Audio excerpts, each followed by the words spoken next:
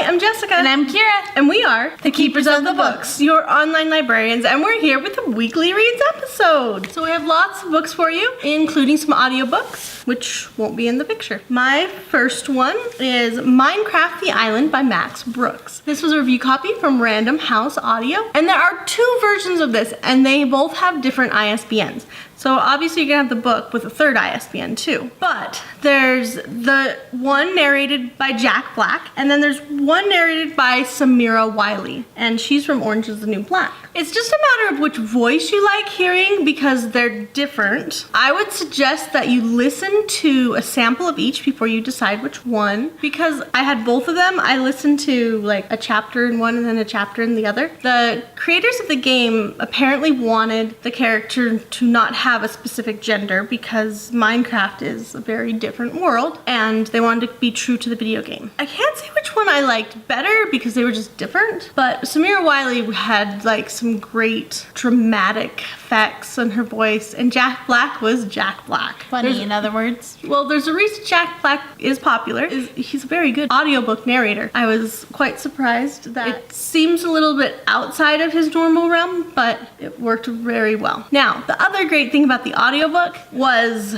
the sound effects. There are sound effects throughout the book. In the opening one, the character is basically wakes up underwater. You have the ocean sounds and the waves, and it's great. And then you have all these other characters and their sounds. I loved the audio effects on this book. So basically you have a castaway and he doesn't remember his life well in this world. And so he ends up being a castaway, waking up there, ending up on the island where everything works differently. He has to investigate and see how to survive. What are the rules of survival on this world that he's landed on? He ends up making friends with the cow. Kind of reminded me a little bit of, at this point, it kind of did remind me a little bit of Castaway. He does have living creatures and bad things that are after him, and so it's a little different than Castaway. He doesn't have like a ball named Wilson. Are there pigs in this one? The one thing about this is the book, Max Brooks wrote World War Z, and he's a very good author. And in this one, you find that the author has buried, like in the principles to survival, basic life lessons that are good for everybody, and I think they're good for the kids. So Minecraft world fans will love this story. They'll love the world. I'm not a Minecraft player, so I'm not sure if I kept listening to the story because of the narrators or because the story was that engaging. Because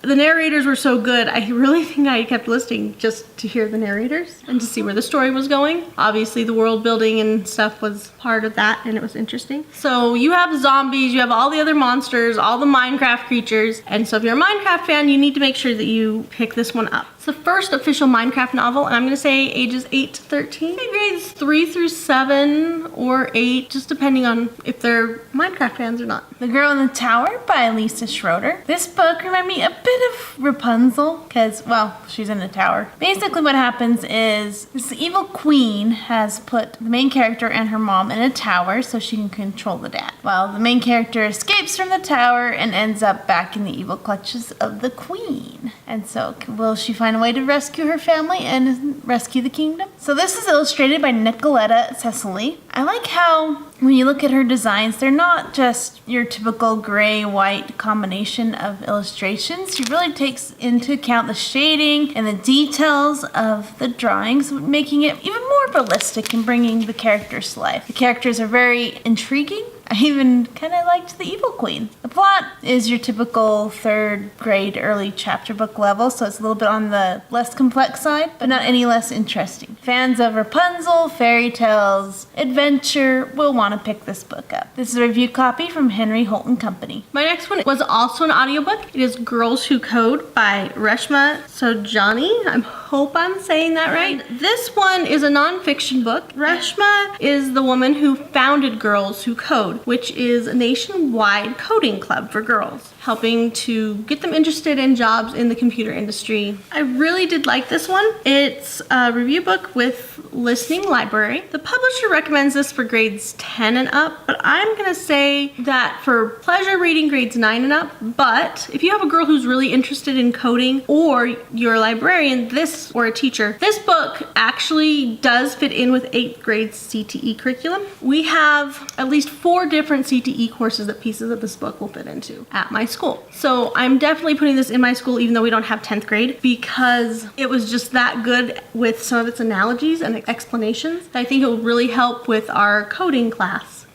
It doesn't necessarily get into how to learn a specific coding language or anything like that, but it goes a lot into how to, like, the basics of coding. It has very easy to understand explanations of what is a variable, what is a function, and those other basic coding principles and elements. It goes into how to come up with ideas, how to plan your code out and your program or your app and what it's going to do, and how to be aware of excess features. It goes into talking a lot about famous women in coding, which is where it actually fits into two different curriculums for us, because one of the ones that she talks about is one of the examples that I use when I'm teaching the kids how to research these famous scientists, coders, technology people in history for the assignments. It does go into basic descriptions of markup, programming, other coding languages. So HTML is a markup language. It's not necessarily a programming language. It does talk about online safety, which fits in with all of our curriculums, and jobs in the industry. I really, really enjoyed this book, and it was short, but I will be putting it in the library for sure. I wish I would have had this before I had to learn different programming languages. The Last 13, Book 1 by James Phelan. This book was impossible to put down. If you start it, plan on not getting up for at least an hour or two because you're not going to be able to stop reading this book. This was one intense read that I just thoroughly enjoyed. The basic premise is Sam is what they call a true dreamer. He can see into the future when he dreams. Or in other words, his dreams come true. One day, he gets kidnapped from school by some agents known as Enterprise. And then he gets kidnapped again as another organization rescues him. This reminded me a little bit of X-Men because there is an academy in the book where they train these true dreamers to save the world and to be able to change their future through the dreams. It's a very action-packed adventure, has so many cliffhangers in it, and I just love how Minkle, part of the story is told through his dreams and part of the stories are told through reality, and how they just present a very intriguing, unique plot. The characters are also very well developed and add a level of humor to the book. If you're a fan of science fiction, Michael Bay, I Am Number 4,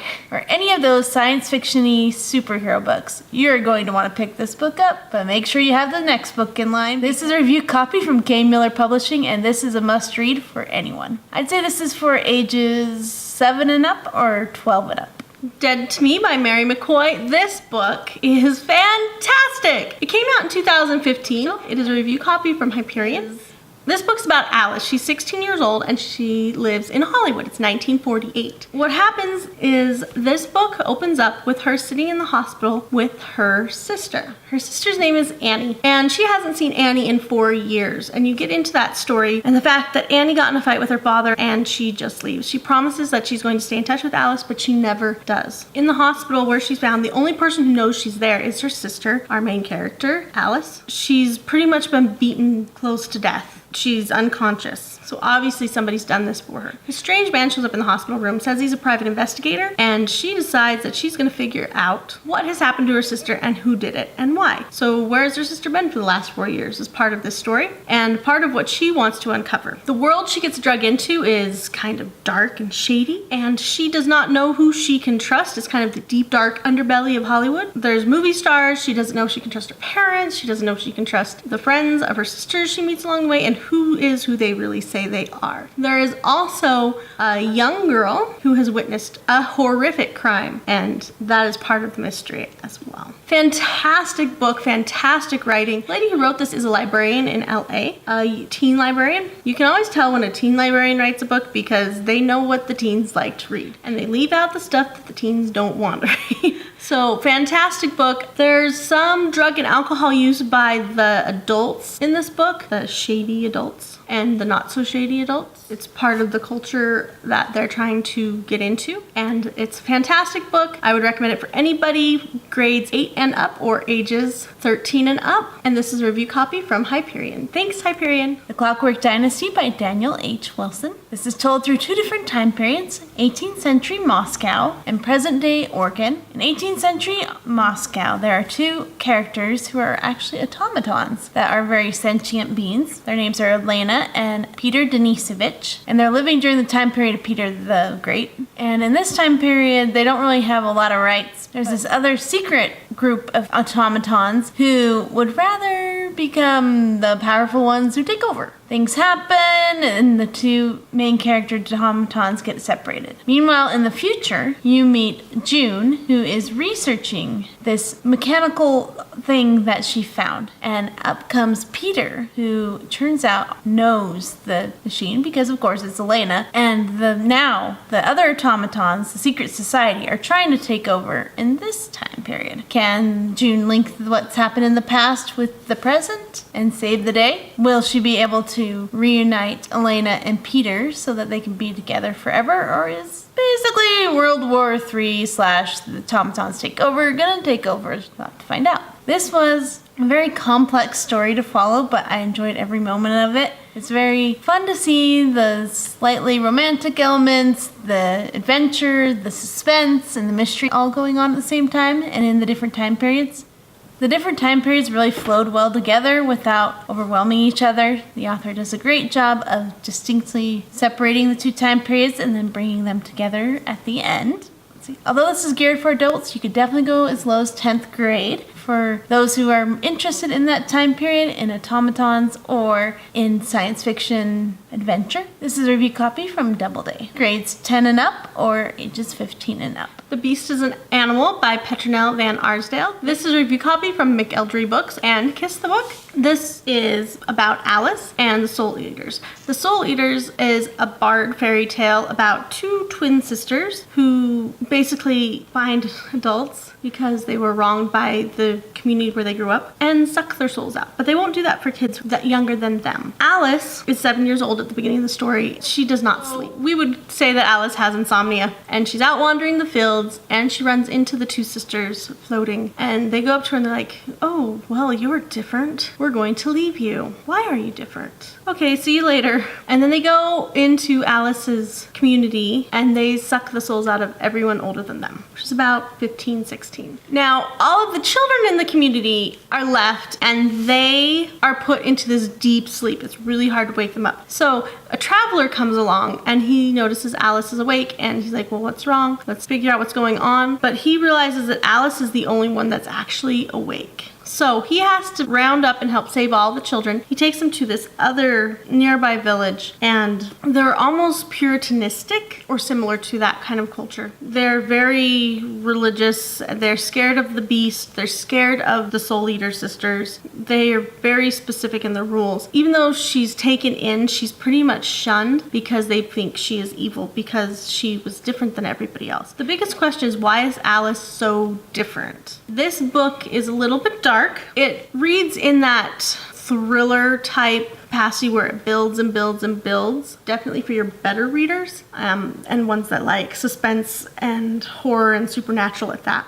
Grades 8 and up or ages 13 and up. There are only a few swears in it, so nothing too out of the ordinary. Mostly it's just that suspense horror element. If I understood you, I wouldn't have this look on my face by Alan Alda. This is a review copy from Random House Audio. This book was about the science and art of relating and communicating. At some point in his life, around his 50s, Alan Alda encountered this doctor who, for some weird reason, did this thing to his mouth and caused it so it looked like he was always sneering. And this led him on this quest to figure out really the art of communicating and the science relating to people. Of course, he had his experience as an actor on the show MASH, and he refers to that a bit. But he set out to make it so scientists and doctors could really relate to people. Started talking to scientists and getting people to do the research. And throughout the book, he not only refers to that, but he also refers to his experiences on Scientific American Frontier, in his Communication Institute, as well as a few other things like improv techniques and things he learned as an actor. This book was really intriguing because it incorporated so many different ways to explain things, which is what he prefers to do, is explain it so many different ways that you just can't not understand it. And that's why I love this book so much. I highly recommend it because I think we could all stand to learn a few more things about relating and communicating with people. For fans of Alan Alda, you'll love this book. For fans of Alan Alda, you'll definitely love it for the humor. But for those looking for a little bit more of his nonfiction style, you'll definitely want to pick this book up. It's geared for adults, but honestly, a high school student could also listen to this. So 10th grade and up through adult, or ages 15 through adult.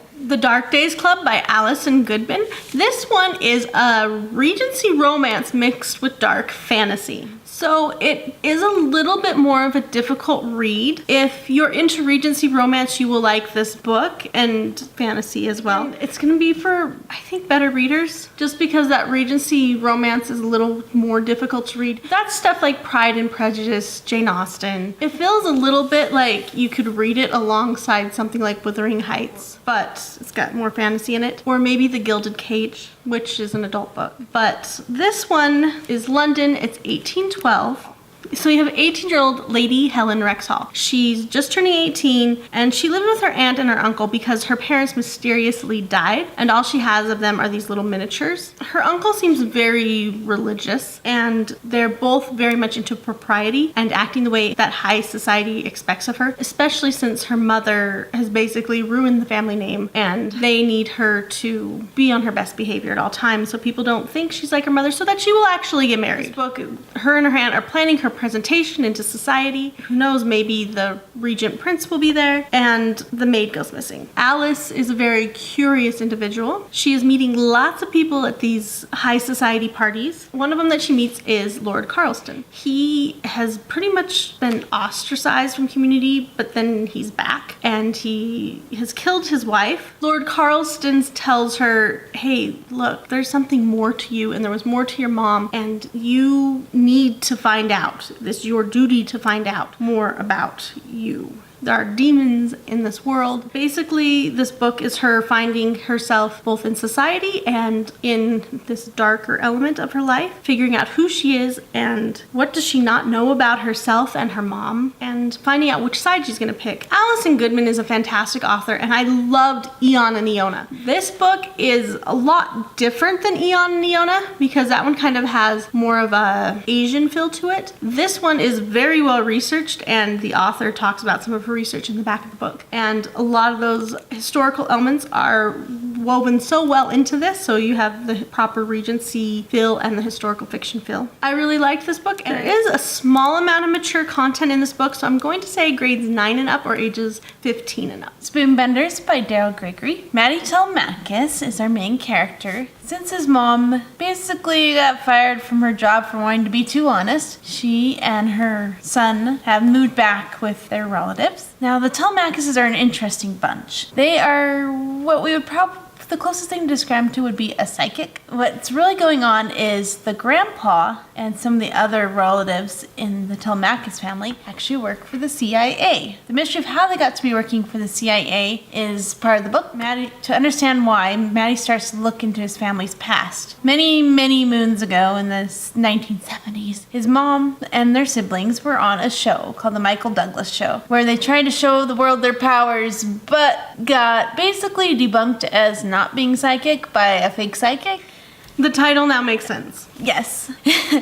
And so you have them reflecting on the past, and the Spoonbenders just play into it. This was a very fun adventure with a lot of intriguing elements that really sparked my interest, because you have the CIA, you have these psychics, you have all these other elements playing into it. And Maddie's just discovering he himself has superpowers, and he wants to know more about where his powers came from. You'll want to pick this book up. It does have some language in it. It does have the F-bomb a few times, along with a few other swears. But this is definitely for adult due to some more mature content, but I highly recommend it for anyone who is a fan of CIA, magic, things like Harry Potter, or just a plain fun mystery. This is a review copy from Penguin Random House. Hello Sunshine by Lila Howland. This book is about 18-year-old Becca Harrington. She has been rejected from every college she applied to. She decides that she is going to move to LA and pursue her career as an actress. The thing is, she is not very good at adulting. When she decides to move out on her own, she doesn't think through things as simple as, oh, I should probably buy a spoon so I can eat some yogurt. Or how to put the laundry soap in correctly. There's nothing about washing laundry in this book. Although some people could probably learn from that at this age.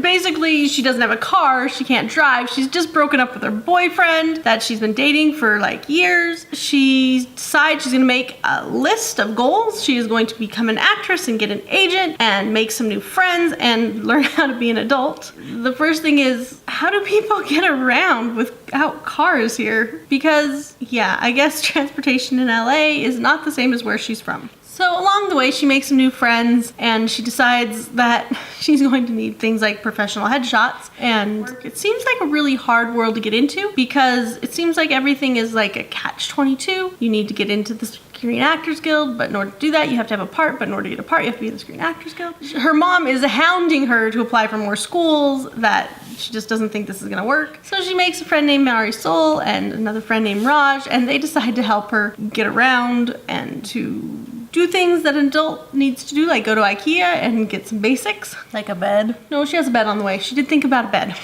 She remembered the bed, but she forgot the shower curtain. It's a very cute book, and I really enjoyed reading it. It does have a fair amount of language in it. I'm going to say grades 10 and up, and even college students are probably going to like this one, or ages 15 and up. Now, the one thing is, there was one little thing that bugged me. At one point, she tells her mom, it's okay, I'll just go get a job, like tending bar or something. But the thing is, she's 18. She can't tend bar. At least not in LA. There's a few things that kind of slip past her. Maybe it's just that she's that unexperienced at being an adult and doesn't quite get it. But these are all of her experiences trying to break into Hollywood. It's going to be for girls who like books kind of like Sarah Dessen, Colasanti. Very cute, very fun.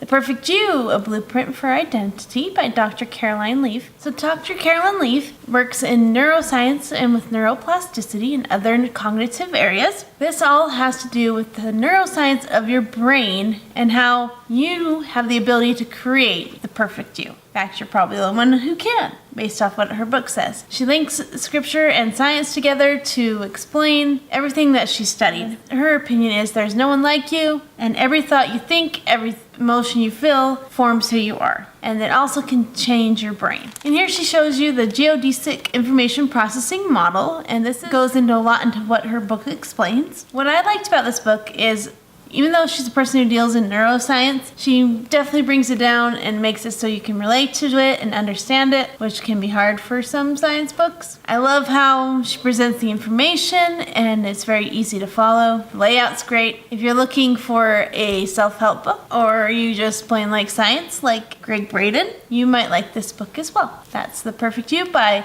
Dr. Caroline Leaf. This is a review copy from Baker Books. And this would be great for adults, but you could go as low as 10th grade, so ages 15 through adult. Okay, those are all of our review books for this week, and we will mix the few left from July in with August. Be sure to like, comment, and subscribe so that you hear about new videos, including our blind bag and books pairings for kids, and literacy tips for the family, and lots of book reviews. And don't forget to click on the bell notification so that you will definitely hear about the videos. And until next time, happy reading. Bye.